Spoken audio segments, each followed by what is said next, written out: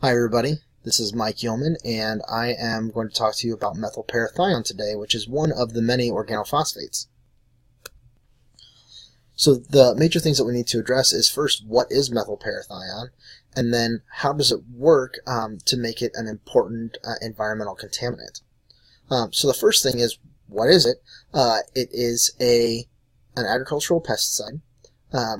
Just like many of the other organophosphates, it's used as an insecticide many times, and so methyl parathion just happens to be one that is very frequently used. The reason that it's an important molecule when it comes to environmental contaminants is that it causes very acute neurological problems that can range anywhere from headaches, nausea, muscle spasms, all the way to seizures and death. So it could potentially be a very dangerous type of chemical to be working with. Now, you probably haven't heard of it before because the people who are most likely to be affected by it are agricultural workers, and mainly agricultural workers in developing countries where the protections aren't quite as strong.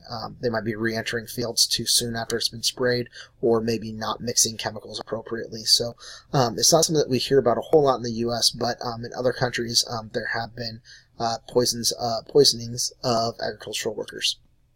Down here at the bottom is the structure of methyl parathion, and so what we're going to be focusing on is this part of the molecule, because this is the part that actually makes it do what it does, makes it a neurological toxin.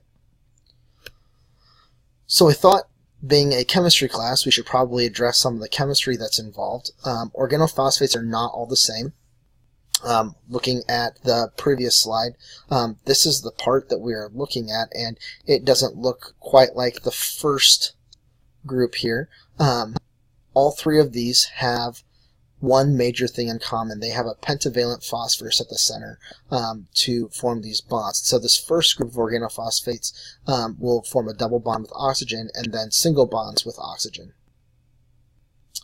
Methyl parathion belongs to the second group, where instead of an oxygen, it is connected to a sulfur atom. Otherwise, it's identical to the first group. And then the last group replaces, in addition to the oxygen that was doubly bonded, replaces that with a sulfur, one of the oxygens, the oxygen that is connected to that R group that makes the molecule unique, is replaced with a sulfur as well. So we have these three structures, but what we're really going to be looking at is what happens when they oxidize. When this breaks down, when it metabolizes, it becomes a strong inhibitor of the acetylcholine esterase enzyme in cells. And so that is a neurotransmitter.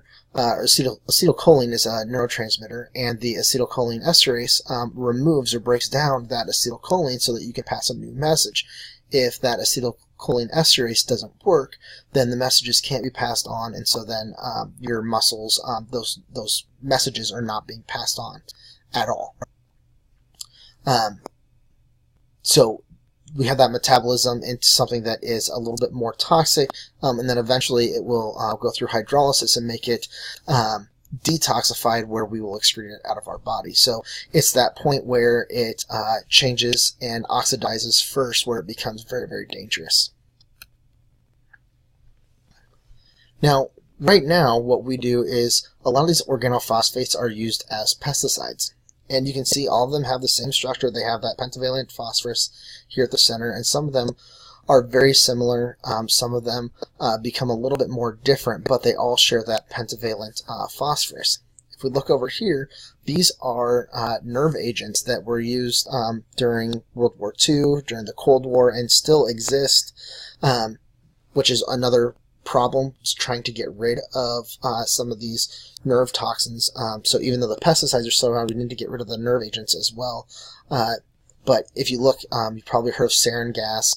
It still has that same structure where you have that pentavalent phosphorus. Double bonded oxygen is going to be working in a very similar way to these pesticides over here. And so here is the methyl parathion again, and so a lot of similarities between all of these. That is the single structure that really makes it part of that group of organophosphates. So when we start with one of these molecules, then we have our phosphorus here at the center, and then our first step is it becomes oxidized. So that double bonded sulfur will become oxidized, and then there are two possible steps, but the end result is hydrolysis.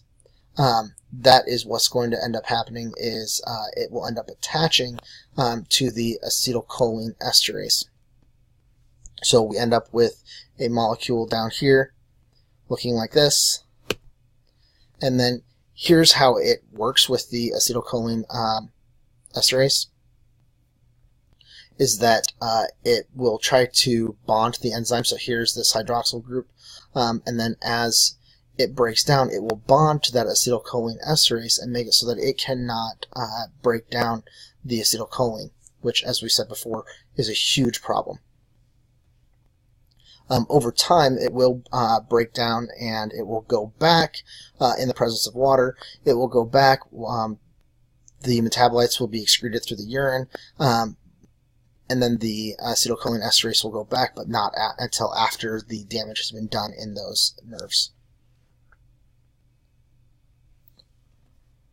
So some of the symptoms of methyl parathion, it really depends on where the acetylcholine is accumulating. So again, the methyl parathion is stopping the acetylcholine esterase from breaking down that acetylcholine, so you're going to have a buildup of acetylcholine. So depending on where the methyl parathion is, it will cause different types of symptoms.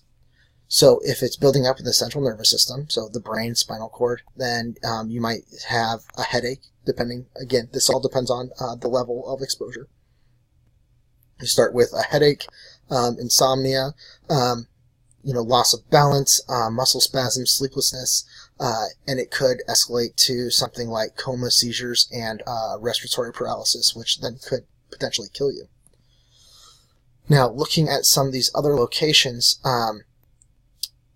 it could end up causing things like indigestion, lowered heart rate, visual problems, and then nicotine receptors, which I found really, really interesting because you have huge overlaps because the neonicotinoids end up affecting the acetylcholine in the same way, and so you have nicotine type symptoms that end up causing muscle contraction, spasms, and could potentially cause paralysis. So we have all these problems with organophosphates, specifically methyl parathion. And so typically what has been done in the past, first of all, they haven't done a whole lot because it's only the acute problems that we have. And so it has a very short half-life. Methyl parathion only has a half-life of about 27 days in the presence of fresh water. And if you compare that to some other types of molecules, so if you think about Roundup, it has a half-life in good conditions around 47 days, and something like DDT can have a half-life anywhere from 2 years to 15 years. So the methyl parathion is not considered a high risk as far as long-term exposure, but we still need to get rid of it, especially if you're getting into those areas that don't have access to water and aren't having sunlight, because those are the major ways that methyl parathion is broken down naturally. So in order to do that, the conventional remediation includes surfactants, so soaps to pick up the molecule, and then in the case of large amounts of organophosphates, you can incinerate it. That's typically what's been done for the nerve agents. However, using bioremediation, there are lots of species that have enzymes that do degrade methyl parathion, and they use that for the carbon, phosphorus, or nitrogen that is in that molecule, and so it is or could potentially be used to get rid of these molecules in a much faster, much safer, and much more cost-effective way.